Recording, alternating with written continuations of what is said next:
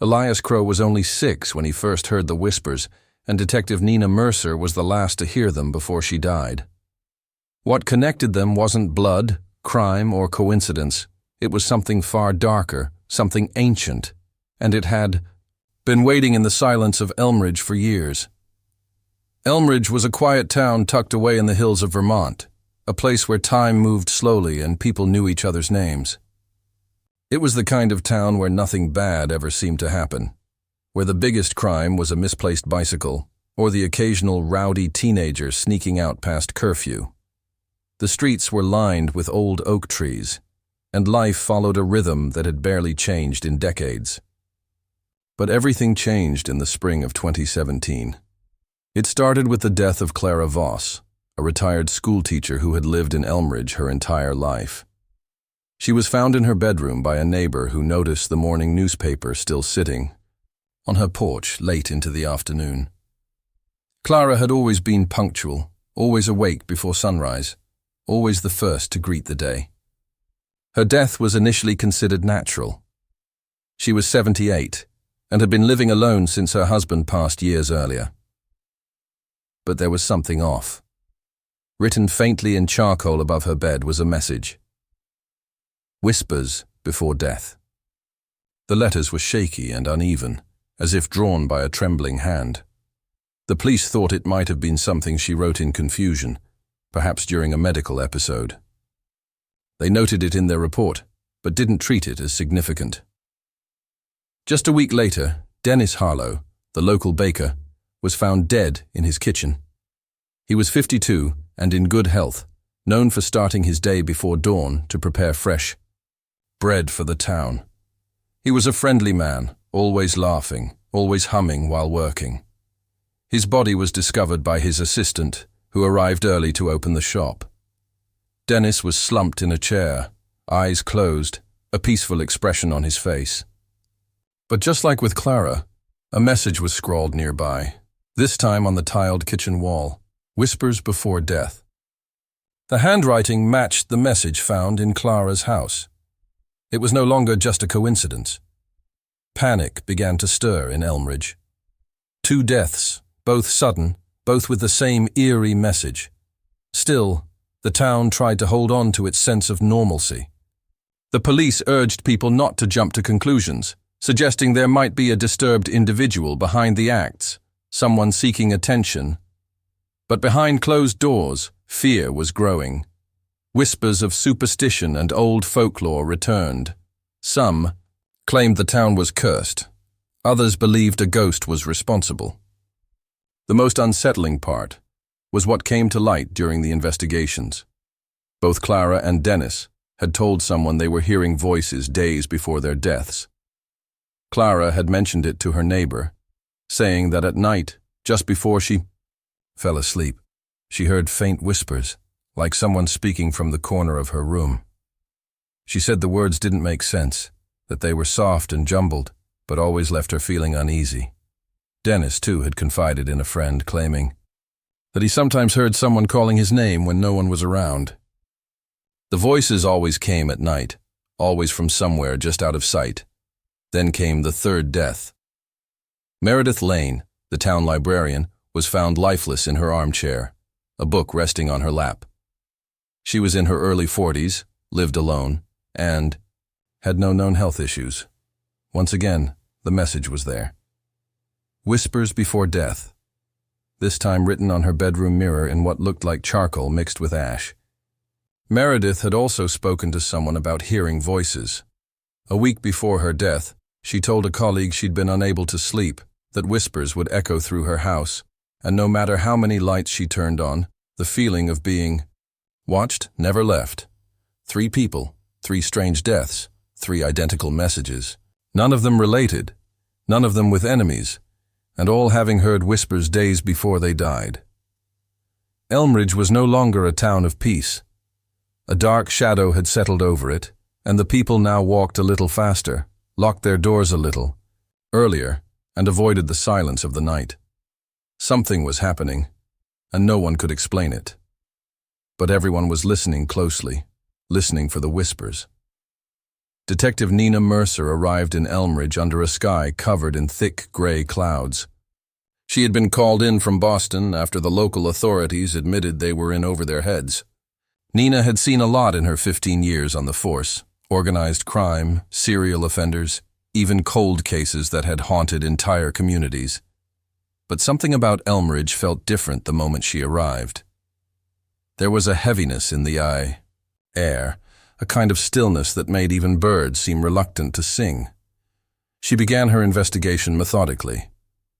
The case files from the 3 victims were organized, but thin. No signs of forced entry.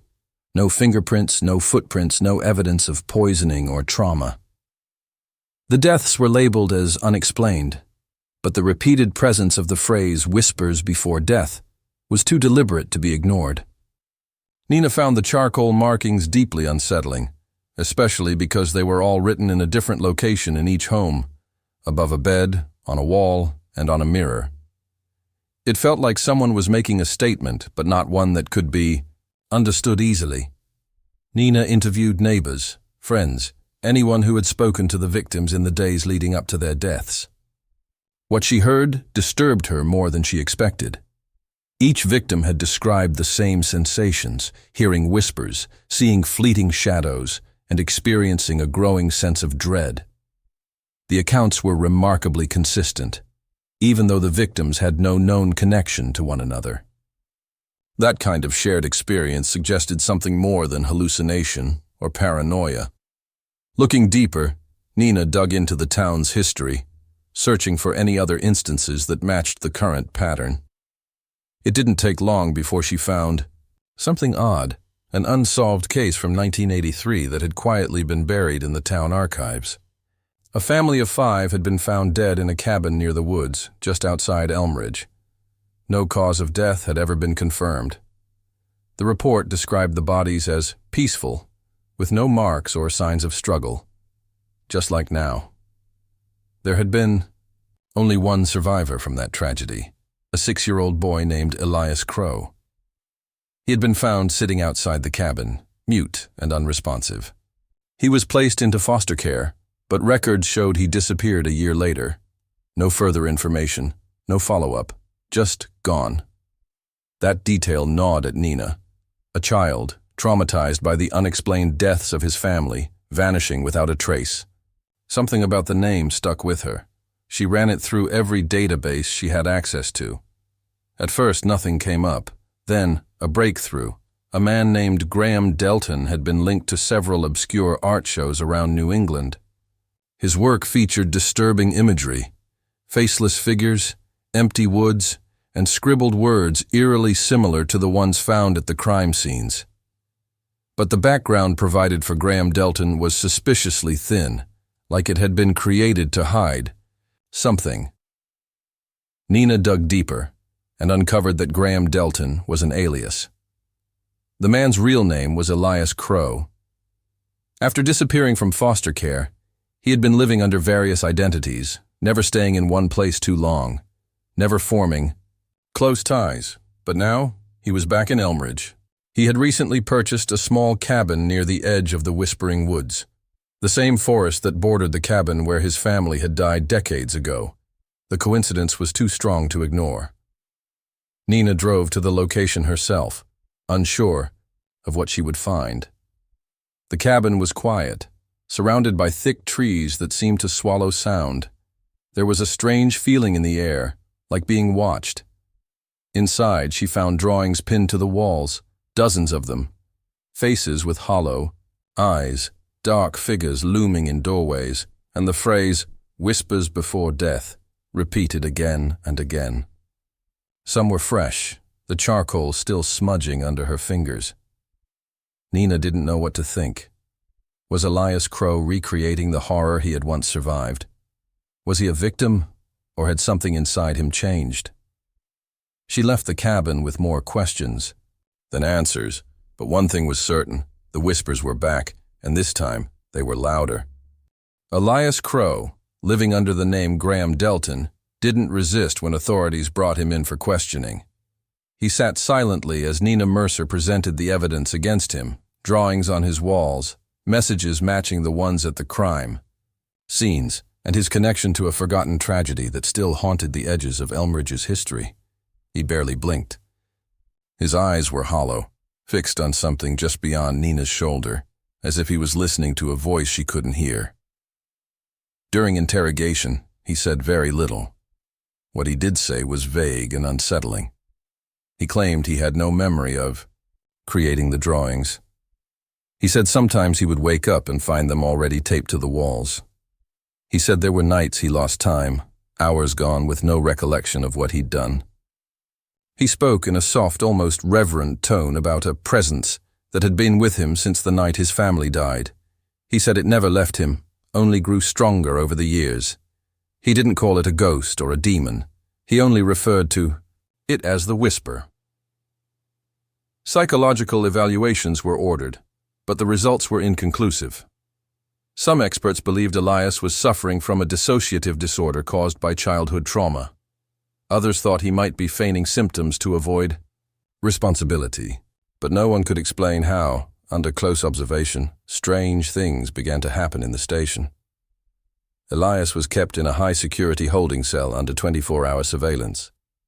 Still, on the third night, a prison guard named Matthew Ross was found, dead just outside Elias's cell. His body showed no signs of injury or struggle, just as with the earlier victims. But there was something else. Written in black smears above the steel bed frame was the same message: whispers before death. The surveillance cameras showed nothing unusual. Elias never left his bed.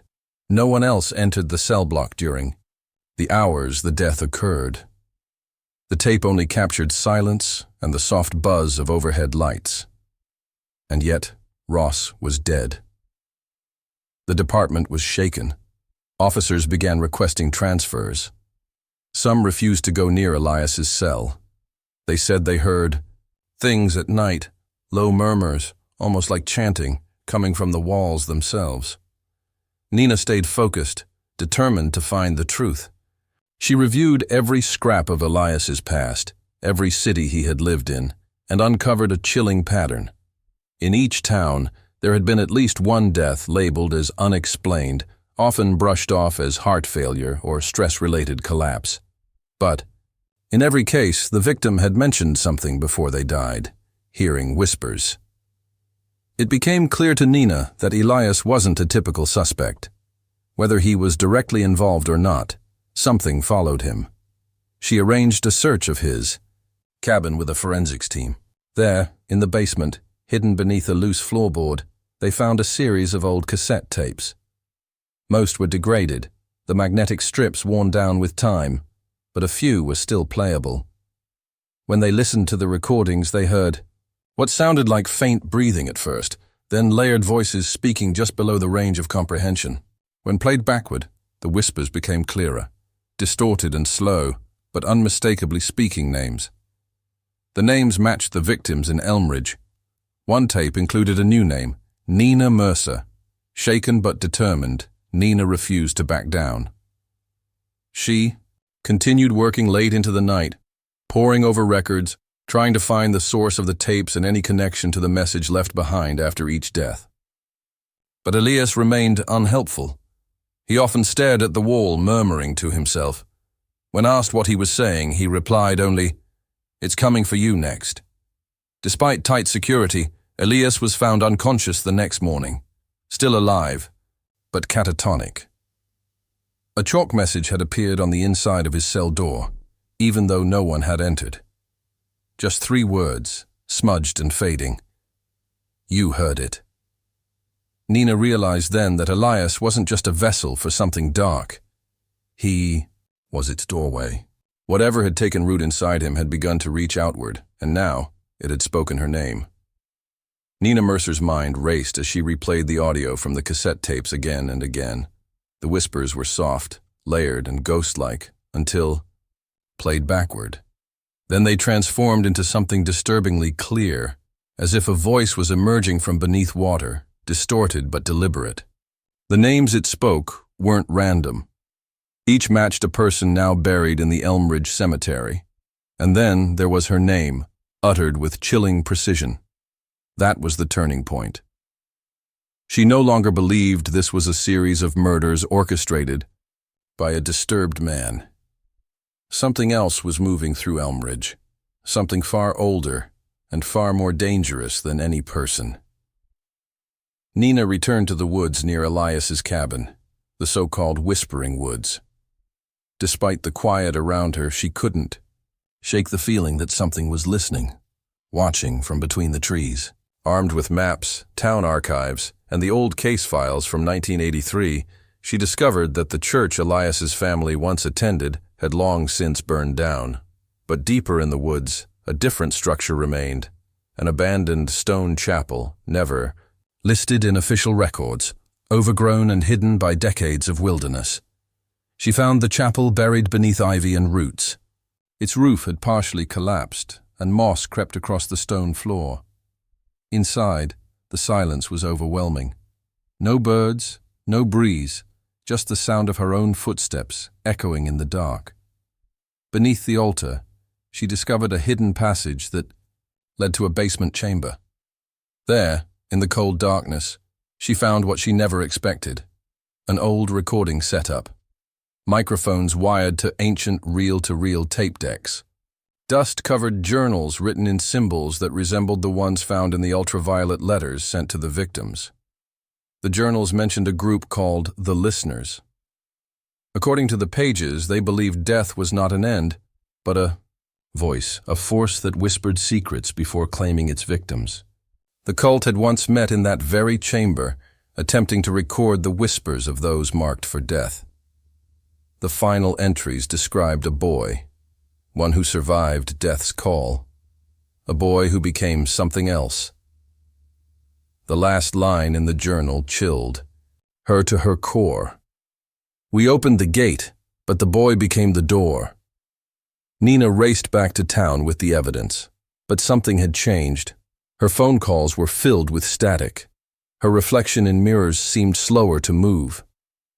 And at night, the whispers began. First faint, barely noticeable, then louder, until she could no longer sleep. Words she didn't understand spoke to her in the dark corners of her room. Her name, over and over, sometimes in her own voice. Elias. Remained in a catatonic state, unresponsive and unmoving. Doctors found nothing wrong with him physically, but his mind had collapsed inward. Some nights, the guards claimed they heard whispering from his room, even though no one had entered. Some said it wasn't his voice. Others said it was too many voices at once. 3 days after discovering the chapel, Nina was found dead in her apartment in Boston. The scene was identical to the others. No marks, no struggle. Just the message written above her bed, this time in black ink and soot. Whispers before death. The investigation into her death yielded no answers.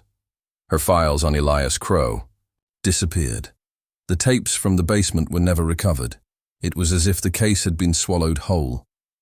Back in Elmridge, the forest remains quiet.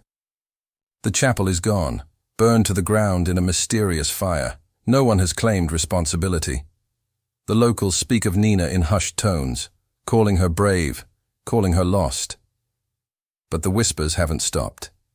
They just moved on. And sometimes, late at night, a new name can be heard on the wind, yours.